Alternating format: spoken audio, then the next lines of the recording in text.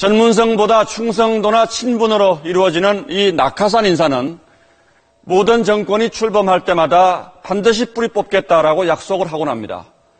박근혜 정부 역시 마찬가지였는데 그렇다면 얼마나 달라졌을까요?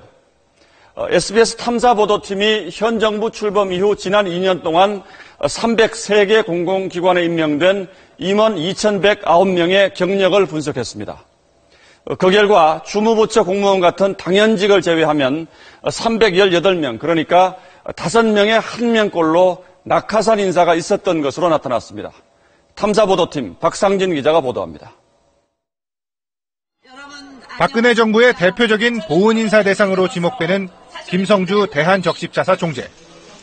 패션업체 MCM 회장을 겸임하고 있는 김 총재는 자격 논란이 있을 때마다 적십자사 업무에 헌신하겠다고 했습니다. 김 총재로부터 업무와 관련된 이야기를 듣고 싶었지만 여의치 않았습니다. MCM 쪽에 좀 협의를 하셔서 MCM 쪽에서 합의를. 근데 지금은 어째 활동을 여기서 하시는데. 지금도 MCM 일하세요? 가시면 되시죠. MCM 일도 하시잖아요. 반반하시잖아요. 지난해 전문성 논란 끝에 임명된 한국관광공사 감사 윤종승 씨.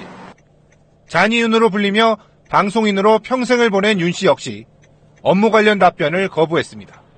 보훈 인사라는 얘기가 있잖아요. 그 부분에 대해서 지금. 죄송합니다. 아니, 가만히 있어야 돼요. 예. 말할 게 없어요. 따로 말씀하실 게 없어요. 공기업 임원하는데 전문성이 꼭 필요하냐고 반문하는 인사도 있습니다.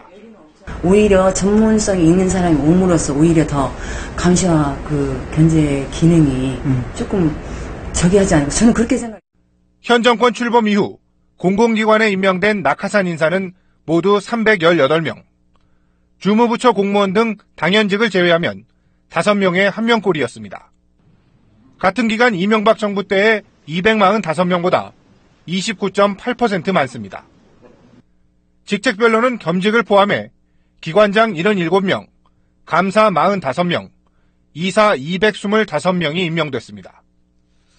출신별로는 새누리당 인사나 인수위 출신이 175명으로 가장 많았고 대선 캠프 출신이 128명으로 뒤를 이었습니다.